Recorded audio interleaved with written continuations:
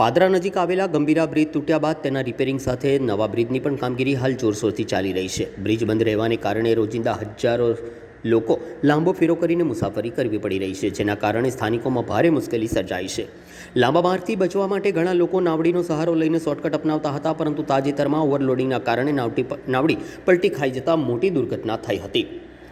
સદનસીબે આ ઘટનામાં કોઈ જાનહાની થઈ નથી, પરંતુ આ ઘટનાએ લોકોને ચેતવણીરૂપ સંદેશ આપ્યો છે. લાંબા ફેરાના કારણે કંટાળેલા સ્થાનિકો માટે હવે રાહતભર્યા સમાચાર સામે આવ્યા છે. મળતી માહિતી મુજબ ગંભીરા બ્રિજનું રિપેરિંગ કાર્ય પૂર્ણતાની નજીક છે અને આ મહિનાના અંત સુધીમાં બ્રિજ ફરી શરૂ કરવામાં આવી શકે છે.